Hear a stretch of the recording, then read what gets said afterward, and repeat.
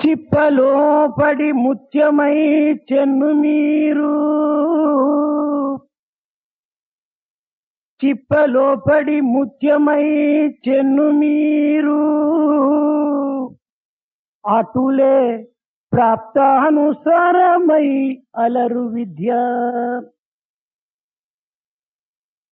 If it rains in sand, the raindrops will get completely absorbed into the sand. The same rain, if it rains on soft mud, the raindrops will collect together and will remain as raindrops and will not be absorbed by the mud. On the other hand, the same raindrops, if they fall into an oyster shell, they will turn, each drop will turn into a pearl and will be a beautiful result. In the same manner, education which comes to each individual will take a final shape and form depending upon his own deservedness. అనంతనాముడైనటువంటి బ్రహ్మతత్వాన్ని సర్వప్రతిష్ఠనామునిగా నిన్నటి దినం మనము తెలుసుకున్నాం. Brahman, which has got an infinite number of names, equivalent names. Yesterday we learnt one of those names, and that is the Pratishtha, as one which is the basis, the Pratishtha of everything around us. This is what we learnt yesterday. ఋగ్ యజుః సామ ఆత్మకమైనటువంటి యొక్క బ్రహ్మను నేడు శ్రీ అనేటువంటి యొక్క పేరుతో మనం తెలుసుకోవటానికి ప్రయత్నం చేస్తున్నాం.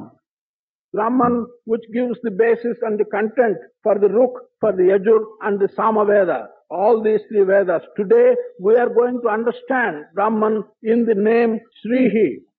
భగవత్ తత్వమును మనం గుర్తించడానికి అనేక రకములైనటువంటి ప్రయత్నములు సల్పవలసి వస్తుంది. For recognizing the aspect of God, we shall have to make several attempts.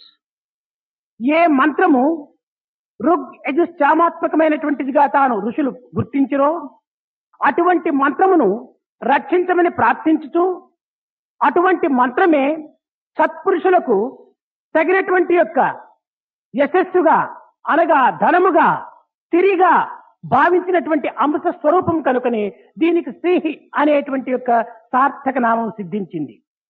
That particular mantra which constitutes the Yajur and the Sama and the Ruk, that particular mantra, one prayed that that mantra should be saved. Not only saved, should become available to various people in such a manner that the mantra gives them all the wealth and all the prosperity. That is the reason why this has been called Srihi. దీనిని అహే బుద్రియ అనేటువంటి యొక్క అగ్నికి విశేష రూపంలో ధరించడం చేత ఇది అది యజ్ఞము అనేటువంటి రీతిగా రూపొందింది. Because this has got a special form, a special and distinctive form in the context of Agni or the god of fire, this has also got a special name. ఆవ సత్యాగ్ని అనేటువంటి దానిని పురస్కరించుకుని దీనికి అధిదైవం అనేటువంటి రీతిగా రూపొందించింది. In the context of the name Ava Satyagni, this has also got another name Adhideva. సృష్టి ఆది యందు అంతర్భూతమైనటువంటి యొక్క హిరణ్య గర్భస్థం అనేటువంటి యొక్క తత్వము రూపొందటం చేత ఇందులో తేజోవంతమైనటువంటి యొక్క జ్యోతిని శరీరాత్మకంగా విశ్వసించడం చేత దీనిని ఆధ్యాత్మకము అనేటువంటి రీతిగా రూపొందుతూ వచ్చింది. At the beginning of creation, this has been recognized as the beginning of creation, that is by the name Hiranyagarbha. Hiranyagarbha was recognized as a bright jyoti which is contained in the body, and for this reason this has also been called Adhyatmika. దీనిని మహాగ్ని అనేటువంటి పేరుతో కూడాను ప్రసిద్ధమైంది. The same thing has also been known as Mahagni or the great fire. సా కి శ్రీ అమృత అనేటువంటి యొక్క పేరుతో ఈ దివ్యత్వమైనటువంటి యొక్క రూపమును ధరించి శ్రీ అనేటువంటి యొక్క సార్థక నామాన్ని రూపొందింపజేసింది. Sa, Ti, Sa, with such an immortal name, this has also become known by the name Srihi. ఇది కేవలము ఒక విధమైనటువంటి బ్రహ్మాత్మకంగా నిలిచి ఋగ్ యజు సామవేద ఆత్మకంగా కూడా రూపొంది ఇది ఒక విధమైనటువంటి యొక్క స్త్రీ భావం కిందనే బయలుదేరి ఇది శ్రీ విద్యాభావంగా రూపొందుతూ వచ్చింది. This is one aspect of Brahman. It has also gone into the Ruk, Yaju and Samavedas. In this manner, it has taken a particular shape of Sri Vidya. అనగా ఈ శ్రీ విద్యనే బ్రహ్మ విద్యగా కూడా రూపొందుతూ వచ్చింది. This Sri Vidya has also taken shape from time to time as Brahma Vidya. ఈ బ్రహ్మ విద్యా భావమునే పురస్కరించుకొని ఇది ఒక స్త్రీ రూపమైనటువంటి యొక్క భగవతే రూపమును ధరించి ఇది శృతి యందు ఒక స్త్రీ సూక్తమనేటువంటి రీతిగా కీర్తింపబడినటువంటిది. In the context of Brahma Vidya, this has taken the shape of a goddess, and in our scriptures, this has taken a particular form called Sri Sukta. ఇది షడ్వంశ బ్రాహ్మణమునందు ఒక విధమైనటువంటి యొక్క సర్వదేవాత్మము లేక సర్వవేదాత్మకమైనటువంటి యొక్క స్వరూపాన్ని ధరించి ఇది ఒక విధమైనటువంటి సుబ్రహ్మణ్యం సామ అనేటువంటి పేరుతో ఇది బ్రహ్మశ్రీ అనేటువంటి యొక్క సార్థక నామాన్ని అందుకుంది. In one of the Brahmanas, this has also taken the aspect of Devatma or Vedatma. Having taken this aspect, it has attained a particular name. That particular name is Subramanya. ఈ సుబ్రహ్మణ్య సామ, this song of Subramanya, దీనికి బ్రహ్మశ్రీ అనేటువంటి యొక్క సార్థక నామాన్ని కూడా అందుకుంది. This song of Subramanya has also taken an appropriate name, Brahmasri. అనగా ఈ బ్రహ్మశ్రీ అనేటువంటి పదమునకు బ్రహ్మాత్మకమైనటువంటి యొక్క తత్వము పూర్ణ బ్రహ్మత్వాన్ని అనుభవించడం చేత దీనికి సుబ్రహ్మణ్య అనేటువంటి యొక్క దీనికి కూడాను ఒక సార్థకమైనటువంటి స్థానం అందుకుంది. For this word Brahmasri, there is the Brahma. The aspect of Brahma is joined to Sri. For this reason, this has also got a fuller name, Subramanya. Subrahma అనేటువంటిది కేవలము ఒక విధమైనటువంటి ఉత్పత్తి అర్థమును మనం పురస్కరించుకొని చూసుకున్నప్పుడు కళ్యాణపరమైనటువంటిదిగా ఇందులో గుర్తించడానికి వీలవుతుంది. When we take the word Subrahma and go to the root meaning from which this word Subrahma has come, then we will come to the conclusion that this denotes prosperity. దీనికి ఇంద్రుడు ఒక విధమైనటువంటి ఇచ్ఛాశక్తిని ధరించడం చేత ఇది కేవలము సుబ్రహ్మణ్య అనేటువంటి యొక్క సాధనము కొంతవరకు ఇందులో బయలుదేరి దీనినే బ్రహ్మశ్రీ అనేటువంటి రూపంలో ధరించి ఏ యొక్క కీర్తివంతమైన వేదాధ్యాయం నచ్చి వేదమూర్తులైన పూజ్యులైనటువంటి యొక్క పెద్దలకందరికి కూడాను దీనినే బ్రహ్మశ్రీ అనేటువంటి యొక్క పదమును ఉపయోగపరుస్తూ వచ్చారు. Because Indra in this context had exhibited a special type of desire. In this context, this Subramanya or the Brahmasri, these have been used. Brahmasri in particular has been used as a title of respect to such people who have the knowledge of Brahman and who have studied the Vedas. కనుక వేదము యొక్క తత్వాన్ని మనం గుర్తించడానికి అనేక రకమైనటువంటి ప్రయత్నములు సలిపి వేదశాస్త్ర ఇతిహాస పురాణముల యొక్క ప్రమాణములు కూడా మనం స్వీకరించి తద్వారా మన యొక్క దివ్యత్వమైనటువంటి యొక్క బ్రహ్మత్వాన్ని కూడా గుర్తించడానికి పూనుకోవాలి. Therefore, if we really want to understand the aspect of Veda, we shall have to study the Vedas. We shall have to study the Shastras, Itihasas and Puranas. By studying Vedas and other related texts, we should be able to understand the aspect of Brahman. వేదాధ్యయనము చేసినంత మాత్రమున ప్రయోజనం లేదు.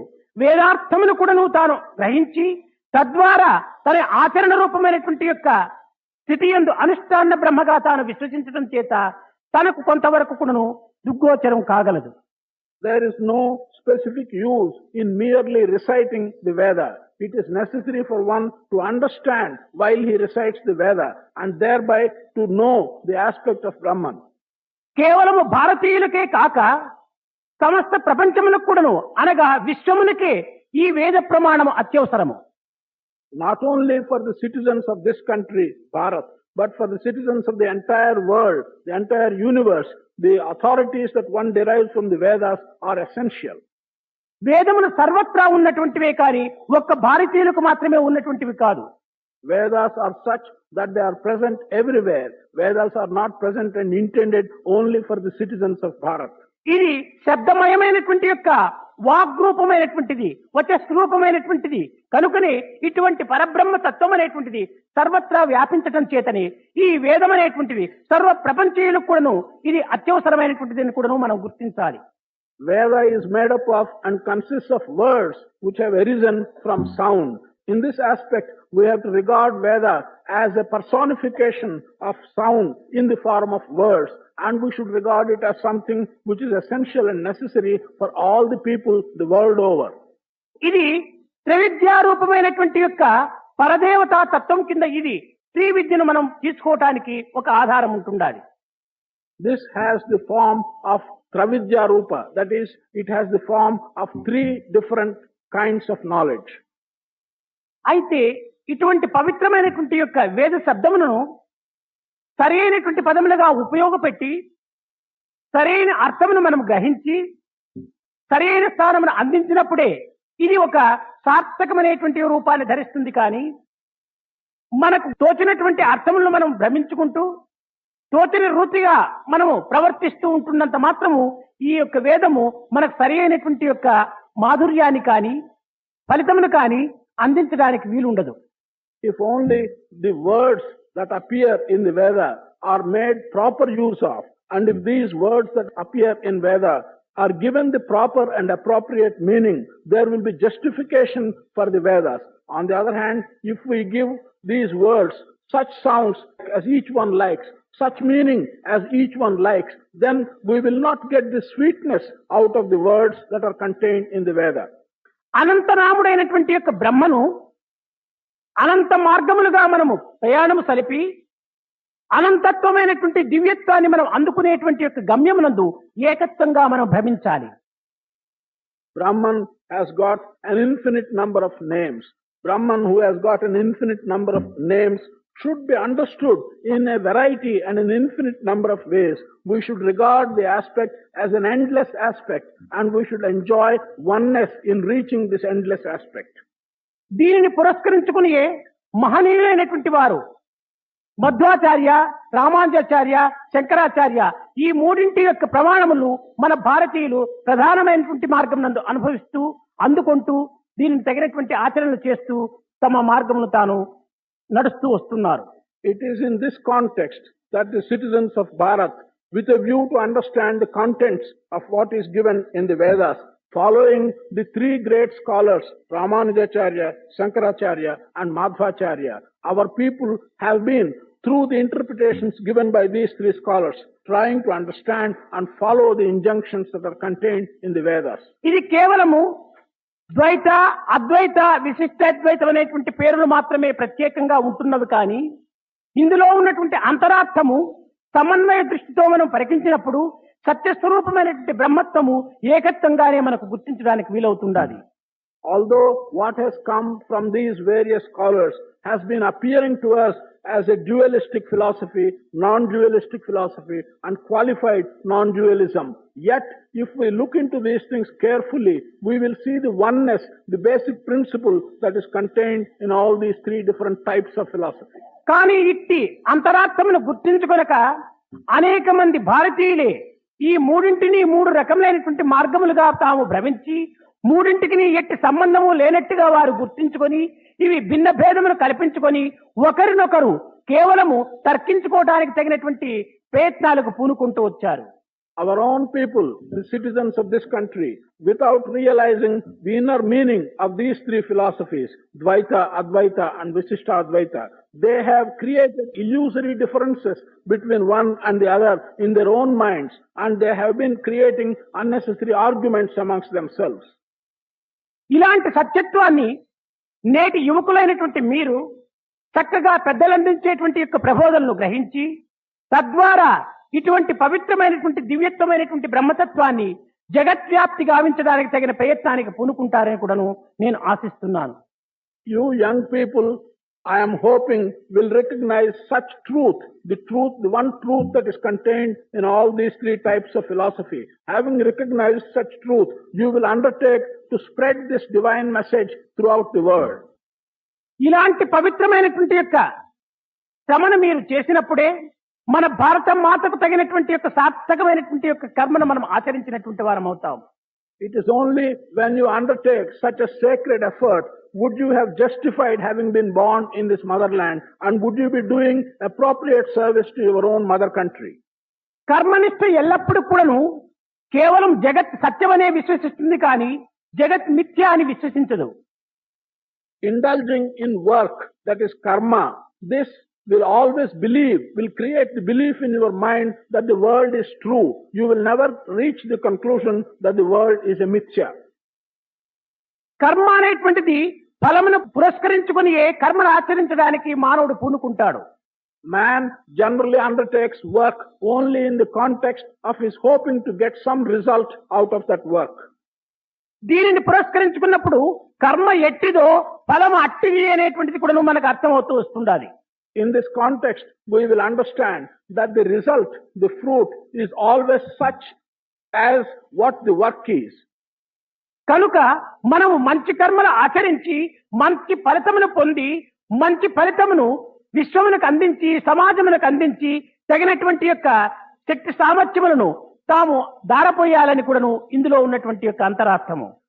There is a meaning in this. The meaning is we should undertake to do good work, do good acts, expect good results, receive good results, and hand over those good results for the benefit of the society and for the benefit of the country. మంచి చెడ్డలనేటువంటిది పదార్థములు యందు లేవు. మనము ఆచరించేటువంటి యొక్క క్రియల యందు మాత్రమే లీనమై ఉంటుండాలి. Good and bad are not intrinsic qualities of things that you see. Good and bad really come out of the kind of work that we do. కనుక మన హృదయమును మంచి భావముతో నింపుకున్నప్పుడు మనం ఆచరించేటువంటి కర్మ మంచి ఫలస్వరూపాన్ని కూడా పొందుతుంటాది. If our heart is filled with good, then the kind of work which we do will also bring about good results.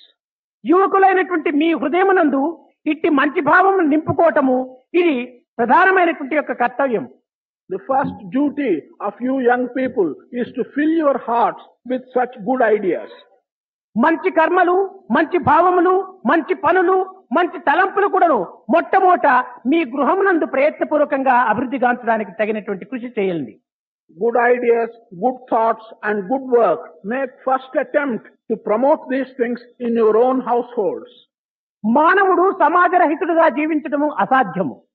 Man cannot live isolated and devoid of the society. మనం పుట్టక పూర్వమే ఈ యొక్క సమాజం అనేటువంటిది మనకు మార్గదర్శకంగా ఉంటున్నది కనుక ఈ సమాజంలో లక్ష్యం ఉంచుకొని వ్యక్తి తన కర్తవ్యాన్ని నిర్వర్తించడానికి పూనుకోవాలి. Even before one is born, this society stands as an example for us.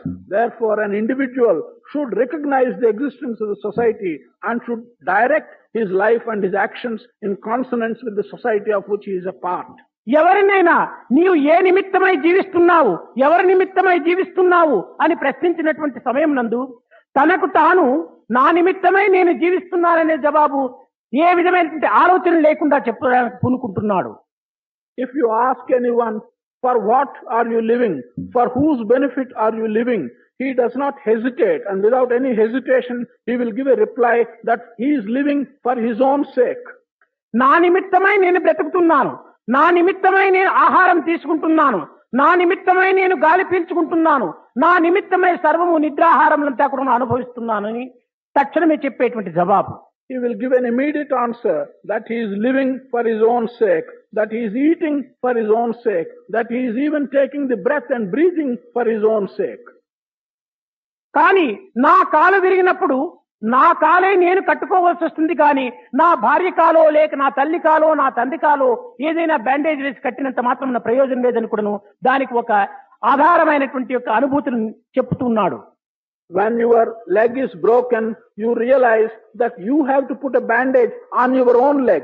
If your leg is broken, you are not going to put a bandage on the leg of your wife.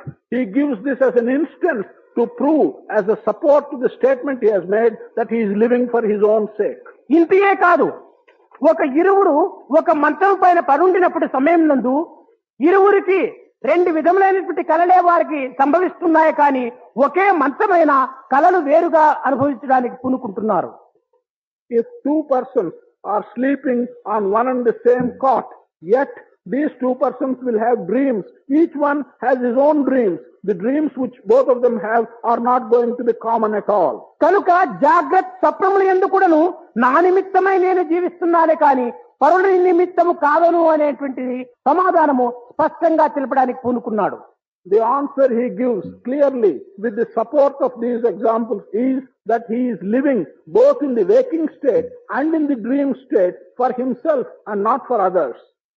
కానీ ఈ విధమైనటువంటి యొక్క జవాబు ఈ రీతిగా ఉండగా తాను ఏదో ఇష్టమైనటువంటి పదార్థములు భుజించేటువంటి సమయంలో తక్షణం ఎవరో వచ్చి అయ్యా నీ కుమారుడు కారు కింద పడిపోయినాడు అని చెప్పేటప్పటికి తనకి ఇష్టమైనటువంటి పదార్థములైనా గాని ప్రక్కనెత్తి తక్షణమే తన కుమారుని నిమిత్తమై అర్చుకుంటూ బయటికి వస్తున్నాడు. While in these two examples he is living for himself, yet we see that if a person is engaged in eating something which he likes very much, at that time if someone comes and says that his son has got into an accident, immediately, in spite of the fact that he is eating something which he likes very much, he will push it aside, get up and run for the sake of his son's safety. అంతే కాదు, తన భార్యకేమైనా కొంతవరకు ప్రమాదం వచ్చిందంటే తన యొక్క ప్రాణ సమానమైనటువంటి ఉద్యోగమునకైనా రాజీనామా ఇచ్చి ఉద్యోగమునకైనా కూడాను జీత నష్టం పైన సెలవు పెట్టి తన ఆసుపత్రిలో కూడాను నివసించడానికి కోరుకుంటున్నాడు. Not only this, if a situation arises when his wife is in danger and is in a hospital, he would give up his employment, his livelihood. He will probably ask for leave on loss of pay and he will go and spend the time in the hospital attending on his wife for the sake of his wife. కానీ ఇంతవరకు నా నిమిత్తమై నేను జీవిస్తున్నానన్నటువంటి వ్యక్తి ఇప్పుడు కుమారుని నిమిత్తమై భార్య నిమిత్తమై తన యొక్క ఉద్యోగానికి కూడా ఊడగొట్టుకునేటువంటి పరిస్థితికి రావటము ఎవరి నిమిత్తమై జీవించినట్టుగా ఈ జవాబులో అర్థమవుతుందో మనం గుర్తించుకోవచ్చు. This individual who has been saying that he is living for the sake of himself till these two examples came, at this time one who gives up his own employment and runs for the safety of his son and for the safety of his wife, we shall have to ask the question, for whose sake is he now living in these two instances? కనుక ఈ రెండవ జవాబును మనం పురస్కరించుకున్నప్పుడు తన కోసమే కాకుండా తన కుటుంబ నిమిత్తం కూడా తాను జీవిస్తున్నట్టుగా రెండవ జవాబు మనకు స్థిరపరుస్తూ వచ్చింది. When we take his answer and his action in the second case, we come to the conclusion that he is not only living for himself, he is also living for the sake of his family. అయితే తన నిమిత్తమై తన కుటుంబ నిమిత్తమై తాను జీవించేవాడైనప్పుడు ఇంకా సమాజం గతి ఏమిటి, సమాజమే లేకపోతే తాను కానీ తన కుటుంబం కానీ ఏ రీతిగా తాను బ్రతకడానికి వీలవుతుంది, ఎక్కడ తాను జీవించగలడు, ఎక్కడ నివసించగలడు అనేటువంటి ప్రశ్న కూడా మనం వేసుకోక తప్పదు. In the context of this person living for his own sake and for the sake of his family, then what happens to the society? What is his relationship to the society? If there is no society, his family will not be there and the individual will not be there. We shall have to ask ourselves, what are the situations in which he lives only for himself and for his family? What happens to the society? తన కుటుంబముతో పాటు అనేక కుటుంబములుగా చేరినటువంటి ఒక గ్రామంగా ఒక సొసైటీగా ఉన్నప్పుడే తన కుటుంబం కూడాను సుఖ సంతోషాలను అనుభవించుకోవడానికి పూనుకుంటుంది. It is only when along with his family several other families together constitute a village or the society of that village, and it's only when all these families are in good condition that his own family can also experience happiness and pleasure. గ్రామానికి ఏమైనా ప్రమాదం సంభవించిందంటే గ్రామంలో తాను ఒక కుటుంబీకుడు కనుకనే తనకున్న ఆ ప్రమాదంతో సంబంధం ఉంటుంటాది. If the village runs into some danger because his family is also a part of the village, the same danger will befall his family as well. దేహంలో ఉన్నటువంటి వివిధ అంగముల వలె ఈ సమాజం లోపల వివిధమైనటువంటి వ్యక్తిత్వం అనేటువంటిది ఒక సంసారం అనేటువంటిది కూడాను లీనమై ఉంటుండాలి. Just like the organs, the limbs constitute the body, each limb is a part of the body. So also each family that constitutes the society is a part of the society. సర్వాంగములు కూడాను సుక్షేమంగా ఉండినప్పుడే ఈ యొక్క దేహమునకు ఒక విధమైనటువంటి ఆనందం కూడాను ప్రాప్తిస్తుంది. Only when all the limbs that constitute the body are safe and sound, the body itself will be able to feel some happiness. ఈ ఆనందములకు ఏది కారణము? సర్వాంగముల యొక్క సుక్షేమమే దీనికి కారణం. What is responsible for the pleasure and happiness of the whole body? It is the safety of all the organs and limbs that constitute the body. అదే విధంగానే సమాజంలో ఉన్నటువంటి సర్వ వ్యక్తులు కూడాను సుక్షేమంగా ఉంటున్నప్పుడే మన కుటుంబం కూడాను అందులో సుక్షేమానికి ఎట్టి అభ్యంతరం ఉండదు. It is only when the whole society, which is composed of so many individuals, and if all the individuals are happy and the whole society is happy, then one can feel that the family which consists of these individuals is also happy. కనుకనే మన యొక్క ఆనందం అనేటువంటిది కేవలము సర్వజీవుల యొక్క మంగళకరమే మన యొక్క ఆనందము అనేటువంటిది కూడాను ఇందులో మనకు స్పష్టపరుస్తూ వచ్చింది. This makes it quite clear to us that our own individual happiness is synonymous with the prosperity of all the individuals that constitute the society of which we are a part. జగత్తు ఆనందమయమైనటువంటిది. World is full of ananda. కానీ అట్టి ఆనందమయమైనటువంటి ఈ జగత్తునందు ఈ విచారములు దుఃఖములు కలగడానికి కారణం ఏమిటి? This world which is full of ananda, we ask what is the reason why there are so many sorrows and so many difficulties in this world. అనగా మన లక్ష్యంలో ఉన్నటువంటి యొక్క మార్పే దీనికి కారణము. It is only the change in our own attitude that is responsible for all the sorrows that we experience. ఆత్మభావమును పురస్కరించుకున్నప్పుడు లేక బ్రహ్మభావమును మనం చింతించుకున్నప్పుడు సర్వము ఆనందమయంగానే ఉంటుంటాది. కేవలము దేహభావమునే మనం చింతించినప్పుడు సర్వము బంధహేతువుగానే కనిపిస్తుంది. When we are in the aspect of Atma, or when we think of the Brahman, then everything looks like Ananda for us. On the other hand, when we are immersed in the feeling regarding the body, then everything looks like sorrow to us. దీనికి ద్వైత, అద్వైత, విశిష్టాద్వైత ఈ మూడింటికి తగినటువంటి ఒక చిన్న ఉదాహరణను కూడా మీకు అందించడానికి నేను ఆనందిస్తున్నాను. For this, I shall give you a small example which can be appropriate to Dvaita, Advaita and Visishtadvaita. ఇది కేవలము భారతీయ సంస్కృతిని పురస్కరించుకునే కాక బైబిల్ నందు కూడాను దీనికి తగినటువంటి ఒక సమాధానం కూడాను ఇవ్వడానికి అవకాశం ఉంటుండాలి.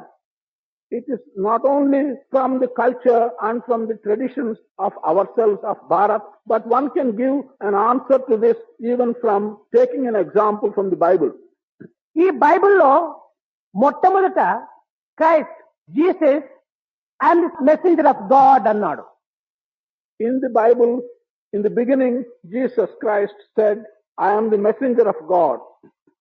ఇంకా రెండవ తూరి అండ్ సన్ ఆఫ్ గాడ్ అన్నాడు. At the second stage, he said, I am the son of God. ఇంకా మూడో పర్యాయము I and my father are one అన్నాడు. At the third stage, he said, I and my father are one. ఇంకా నాలుగవది Holi ghost అన్నాడు. The fourth stage, he said, Holy Ghost. అనగా ఇక్కడ మనము ఆలోచించవలసినటువంటిది ఈ I'm the messenger of God అంటానికి కానీ I'm the son of God అంటానికి కానీ I and my father are one అనేటువంటిది కానీ ఏమిటి ఆధారం? మొదలు నేను మెసెంజర్ అని, తర్వాత సన్ అని, తర్వాత నేను నా తండ్రి ఒకటే అనేటువంటి దీని లోపల దీనికి ఏది ఆధారం అనేటువంటి దాన్ని మనం విచారించాలి. Here, when we take these three statements, we should ask ourselves on what basis has he made these three statements. When he said, I am the messenger of God, and then he said, I am the son of God, then he said, I and my father are one. What is the basis for these three different statements? ఇక్కడ ఒక తొట్టె ఉన్నది, నీటి తొట్టె. We have a water tub here. లేక ఒక పెద్ద చెరువు ఉంటుండది. Or there is a big tank. ఆ చెరువు యొక్క నీరు గాలి ఒత్తిడి చేత అటు ఇటు అలలుగా ఆడుతూ వస్తుండాలి. This water in the tank, on account of the pressure exerted by the breeze, you find this water showing up some waves. కానీ పై భాగం లోపల చంద్రుడు కనిపిస్తున్నాడు. We see the reflection of the moon in the surface of this water. కానీ పై భాగంలో కనిపించేటువంటి యొక్క సూర్యుడు ఈ చలించేటువంటి జలము లోపల తాను కూడాను చలించినట్టుగా కనిపిస్తున్నాడు. The reflection of the moon or the sun in this water in the tank also appears to us as if it is wavering or shaking. కానీ ఈ ప్రతిబింబమైనటువంటి యొక్క సూర్యుడు ఆడుతూ ఉండినట్టుగా కనిపిస్తున్నాడు. కానీ బింబమైనటువంటి సూర్యుడు ఆడటం లేదు. This image, the reflection of the sun, appears as if it is shaking or trembling, but the original sun or the moon is not trembling or shaking. ఇంకొక తొట్టి యందు గాలి ఒత్తిడి లేకపోవడం చేత నీరు స్థితిగా ఒక విధమైనటువంటి యొక్క చలనం లేనటువంటి స్థితిలో ఉంటున్నది. In another tub, we can imagine that there is water which is not moving because there is no change of pressure or breeze. అందులో కనిపించేటువంటి యొక్క సూర్యుడు తాను ఏ విధమైనటువంటి చలనం లేనటువంటి స్థితిలో కనిపిస్తున్నాడు. In this stationary water contained in the tub, the image of the sun which we see will also be stationary. ఒక ట్యాంకులో చలించినట్టుగా మరొక ట్యాంకులో స్థిరంగా ఉండినట్టుగా కనిపించేటువంటి సూర్యుడు ఎక్కడి నుంచి వచ్చాడు అని విచారణ చేస్తే ఈ చలించేటువంటి సూర్యుడు కానీ స్థిరంగా ఉన్నటువంటి సూర్యుడు కానీ సాక్షాత్ సూర్యుని యొక్క ప్రతిబింబములే కానీ అవి సరైనటువంటి యొక్క స్థిరమైనటువంటి యొక్క బింబ స్వరూపములు కావు. If we ask ourselves, where from has this image which is shaking in one tub and the image which is quite stationary in another tub, where from have they come? They are only images of the original object. They are not the original object itself. కనుకని ఈ చలించేటువంటి యొక్క సూర్యుడిని నేను మెస్సెంజర్ అనేటువంటి యొక్క దేహ భ్రాంతితో చెప్పాడు. This image which is wavering or which is shaking in the tub, this has been called by an illusion on my part as the messenger. ఇంకా స్థిరమైనటువంటి యొక్క సూర్యుడిని ఒక జీవభావమును పురస్కరించుకొని తాను ఒక బ్రహ్మంగా తాను I am the son of God అన్నాడు. This stationary image, the stationary sun, has been conceived of in the aspect of jiva, and having conceived it in the aspect of jiva, that has been described as the son of God. ఈ రెండింటిని చక్కగా అర్థం చేసుకున్నటువంటి వ్యక్తి ఆ చలించేటువంటి సూర్యుడు కానీ ఈ స్థిరమైనటువంటి సూర్యుడు కానీ ఆ సూర్యుని ద్వారా కలిగినటువంటి ప్రతిబింబములే కానీ ఇవి వేరు కాదు అని చెప్పి I and my father are one అన్నాడు. That individual who has the knowledge and who has recognized that whether it is the moving sun in one tub or the stationary sun in another tub, they are not distinct. They are only images of the sun. Having realized that, he comes to the conclusion, I and my father are one. దీనినే ద్వైత విశిష్టాద్వైత అద్వైతములు ఎందుకును జీవేశ్వర ప్రకృతి యొక్క సంబంధాన్ని పురస్కరించుకొని ప్రబోధిస్తూ వచ్చారు. These three aspects, these three ways of looking at it have been called Dvaita, Advaita and Visishtadvaita. That is dual, non-dual and qualified non-dualism. These, in the context of Jiva, Ishvara and Prakriti, in that context, these have been described by these three names. ఈ మూడింటి యందు ఉన్నటువంటి యొక్క పరబ్రహ్మ తత్వము ఒక్కటి అయినప్పటికీ మనము మానసికంగా శారీరకంగా ఆత్మరీతిగా పోల్చుకోవటం చేత ఇవి మూడు భిన్నమైనటువంటి మార్గములుగా మనకు కనిపిస్తూ వచ్చాయి. Although the sun is the same in all these three, although the aspect of the divine is the same in all these three, we are looking at them from different angles. In one case, we are looking at it from the aspect of one's own mind. In another case, we are looking at it from the aspect of one's own body. Depending upon how you look at these things, we have been calling them by different names. ఎంత కాలమైనప్పటికీ మనము ద్వైతమునందే కాలం గడపడం చేత మనకు లభించేటువంటి ఫలితం ఏమాత్రం కూడా ఉంటుండదు. If we spend all our time and continually remain in the dual aspect, then there will be no result coming out of our efforts. ద్వైతం నుంచి విశిష్టాద్వైతము, విశిష్టాద్వైతం నుంచి అద్వైతంలో చేరేటువంటి ప్రయత్నానికి పూనుకోవాలి. We should make an attempt to move from dualism to qualified non-dualism, and from Visishtadvaita we should move to Advaita, non-dualism. కనుకనే మన జీవితం అనేటువంటిది నేను అనేటువంటి యొక్క స్థానం నుంచి మనము అనేటువంటి యొక్క ప్రదేశంలో ప్రయాణం చేయటమే అనేటువంటిది మీరు గుర్తించాలని మొట్టమొదటి దినమే మీకు ప్రబోధించాను. I told you on the very first day that you should recognize your life as a life which has to make a journey and move from the position of I to the position of we. ఇందులో ప్రహ్లాదుడు సరి అయినటువంటి యొక్క ఆదర్శం నిరూపించాడు. In this context, Prahlada gave the right type of example. ప్రహ్లాదుని యొక్క దృష్టి నారాయణుడు మాత్రమే. Prahlada's vision was only one concentrated on Narayana. కానీ తన తండ్రి అయినటువంటి హిరణ్యకశిపుని యొక్క దృష్టి రూపనామములు ఎందే. But Prahlada's father, Hiranyakashipa, he had his vision fixed on only the name and the form. రూపనామములు ఎందు లక్ష్యపరుచుకున్నటువంటి యొక్క హిరణ్యకశిపుడు ఎందెందు వెతకి చూచినా అనగా ఎక్కడ చూచినా కూడాను పరమాత్ముడు లేడు అనేటువంటి దాన్ని నిర్ణయం తీసుకున్నాడు. Hiranyakashipu, whose attention was always fixed only on the names and the forms, he came to the conclusion that wherever you may look for, he does not find God. కానీ ప్రహ్లాదుడు అందందే కలడు అనేటువంటి దాన్ని నిరూపిస్తూ వచ్చాడు. But Prahlada went on establishing that just where you have looked for and not found him, God is present exactly in that place only. ఎందు చూచినా లేడను అనేటువంటి యొక్క భావము హిరణ్యకశిపునిది, ఎందు చూచినా కలడనేటువంటి భావం ప్రహ్లాదునిది.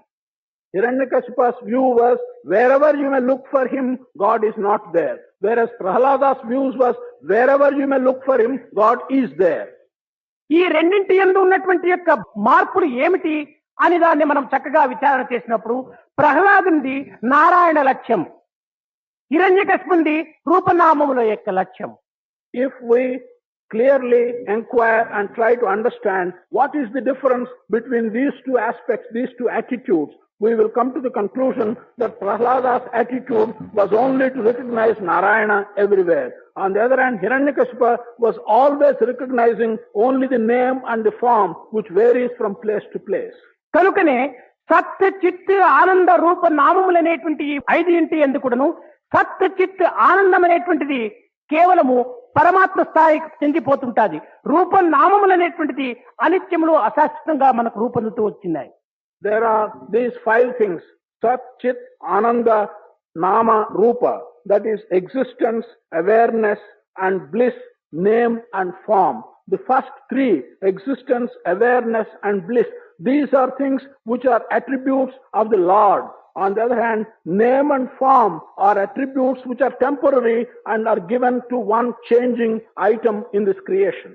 బ్రహ్మ విచారణ మార్గమునందు మనం రూపనామములు లక్ష్యం చేసుకునక కేవలము సర్వవ్యాపకత్వమైనటువంటి సర్వజ్ఞత్వమైనటువంటి సర్వశక్తిమయమైనటువంటి యొక్క బ్రహ్మతత్వాన్ని మనం లక్ష్యం నందుంచుకోవటము అత్యవసరం. When we are considering the aspect of Brahman in the world, there is no point in paying any attention to the name and form which keep on changing from one to another. It is important for us only to bear in mind the aspect of Brahman, that is Sat Chit Ananda. కాన మనము ఆనందమయులు కావాలనుకున్నప్పుడు మనలో ఉన్నటువంటి సచ్చిదానంద స్వరూపమైనటువంటి బ్రహ్మతత్వాన్ని మనం లోదృష్టిని అభివృద్ధి పరచుకొని దీనికి కొన్ని విధమైనటువంటి యొక్క ఆచరణలు కూడాను మనం అనుష్ఠానములు కూడాను ప్రధానమైన లక్ష్యం నందుంచుకొని దీనికి తగినటువంటి యొక్క ప్రయత్నములు సల్పాలి. If we want to enjoy the divine bliss, we should now develop inner vision. We should be able to do some practices, go through certain practices, develop inner vision. Thereby we will be able to enjoy the divine bliss. ఇది దివ్యత్వమైనటువంటి యొక్క శక్తి స్వరూపిణి అని కూడాను దీనికే పరమేశ్వరి స్వరూపిణి అని కూడాను కొన్ని శృతులు ప్రబోధిస్తూ వచ్చాయి. This has been taught by some Shrutis as the embodiment of the divine strength. This has also been called Parameshwari. ఇది విశ్వమాత. She is also the universal mother. ఇటువంటి విశ్వమాత అయినటువంటి యొక్క బ్రహ్మణిని మనము పవిత్రమైనటువంటి యొక్క స్థానం నందు అనుభవించుకోవటానికి తగిన ప్రయత్నం చేయటము ఇందులో మనలో ఉన్నటువంటి యొక్క శక్తి సామర్థ్యములపైన ఆధారపడి ఉంటుంటాది. To be able to appreciate and to be able to understand this aspect of universal mother will depend upon the strength that we have in us, in each individual. ఇటువంటిదే మనకు ఆనందం అనేటువంటి దాన్ని చేకూరుస్తూ ఈనాడు లోకంలో ఉన్నటువంటి సిరి సంపదలంతా కూడాను క్షణకాలం మాత్రమే మనకు కనిపించుకుంటూ తదుపరి ఏదో ఒక అంతర్ధానం అయిపోవటము మనకు తెలిసినటువంటి విషయమే. కానీ ఇలాంటి పవిత్రమైనటువంటి బ్రహ్మానందం అనేటువంటి యొక్క సిరి మనకు ఏనాటికి కూడాను మాయనటువంటిది, మరణము లేనటువంటిది, ఇది అమృతత్వమైనటువంటిదిగా మీరు భావించుకోవటంలో ఎట్టి సందేహము ఉండదు. It is quite common that this aspect of Sri appears to us in this world as a very transient gift in the form of wealth and prosperity and is not such a permanent ananda. But there is no hesitation whatsoever on anyone's part. If you can understand the true significance of this Sri and attain immortality in this world, you will enjoy permanent ananda. ఇట్టి పవిత్రమైన అర్థమును పురస్కరించుకొని అనేక మంది పెద్దలు నిత్యానందం, పరమ సుఖదం, కేవలం జ్ఞానమూర్తిం ద్వంద్వాతీతం గగన సదృశం తత్వమస్యాది లక్ష్యం ఏకం నిత్యం విమలం అచలం సర్వదీ సాక్షిభూతం భావాతీతం త్రిగుణరహితం అని కూడాను దీనిని వర్ణించుకుంటూ వచ్చారు. It is only by recognizing this wonderful aspect of Sri, many scholars have been describing this aspect as one which gives permanent, daily and continued bliss, which is above all ideas and gunas, which is just one and which has no second, which is a permanent one and which is free from all gunas, all the three gunas. This is how they have described this aspect of Sri. కనుక మనము ఆనందమయులుగా ఉంటుండాలనుకున్నప్పుడు లేక ఆనంద పిపాసగా రూపొందాలనుకున్నప్పుడు ఇట్టి పవిత్రమైనటువంటి సర్వజ్ఞత్వాన్ని మనం లక్ష్యం అందించుకొని సర్వభూతాంతరాత్మ తత్వాన్ని కూడా మనం కొంతవరకు గుర్తించుకొని మన జీవితమును భగవత్ అర్పితమైనటువంటిదిగా మనం భావించుకొని తగినటువంటి యొక్క జీవిత మార్గాన్ని నడపడానికి ప్రయత్నం చేయాలి. If therefore we are desirous of enjoying Ananda and moving into the sphere of bliss, we should recognize this sacred aspect, an aspect which is present everywhere, an aspect which is all powerful. Having recognized this, we should be able to surrender completely our life to this aspect. Then there is no doubt whatsoever that we will be enjoying bliss. Rama Jayam Hari Rama Jayam Raghava Janam Lokamayam Rama Jayam Hari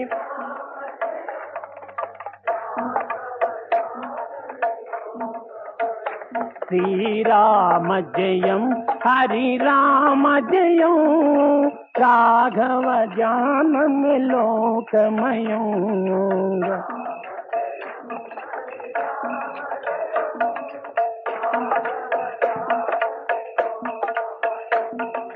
Ravi Kula Dasarata Sutamura Harisi Ravi Kula Dasarata Sutamura Harisi Rama Jayam Hari Rama Jayam Raghava Janam Lokamayam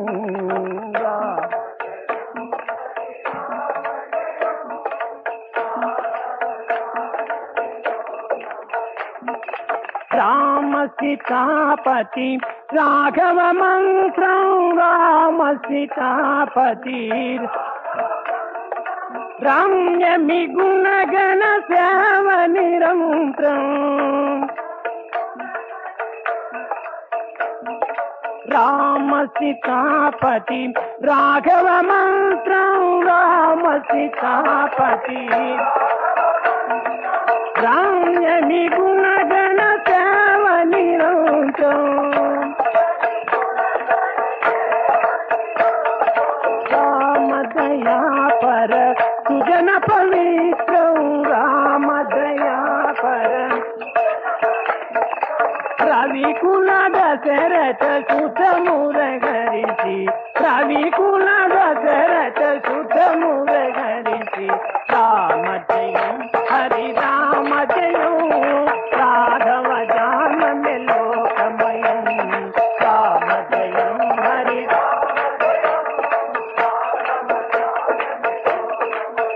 Sri Ramadayam Hari Ramadayam Raghava Janam Lokamayam Ramadayam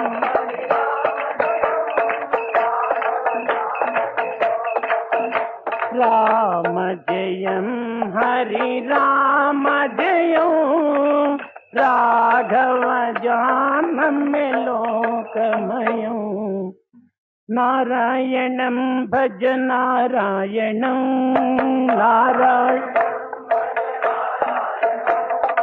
Narayanam Hari Narayanam Narayanam Sriman Narayanam Bhajamana Narayanam Bhajamana Narayanam Narayanam Bhaja Narayanam Narayanam Bhaja Narayanam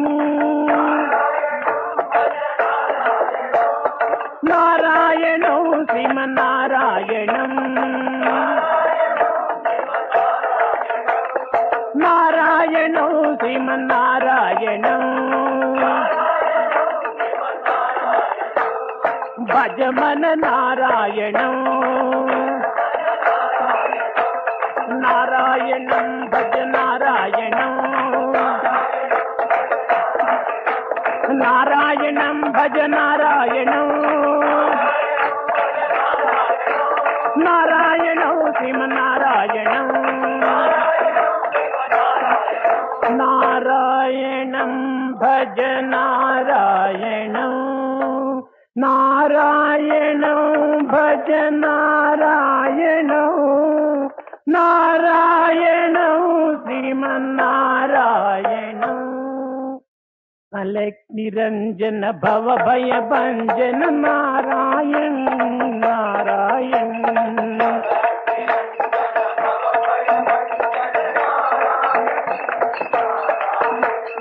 అలక్ నిరంజన భవ భయ భంజన నారాయణ నారాయణ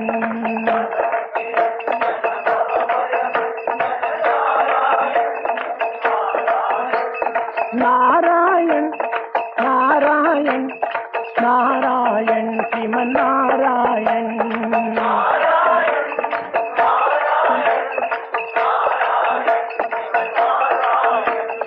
నారాయణ నారాయణ నారాయణ శ్రీమన్నారాయణ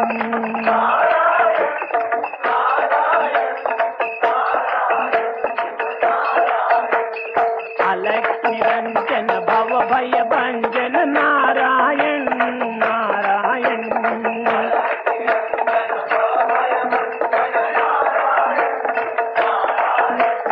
అలక్ నిరంజన భవ భయ భంజన నారాయణ నారాయణ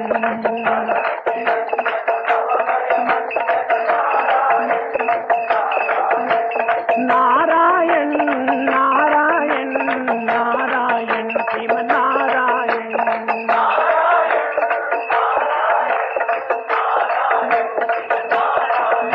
అలక్ నిరంజన భవ భయ భంజన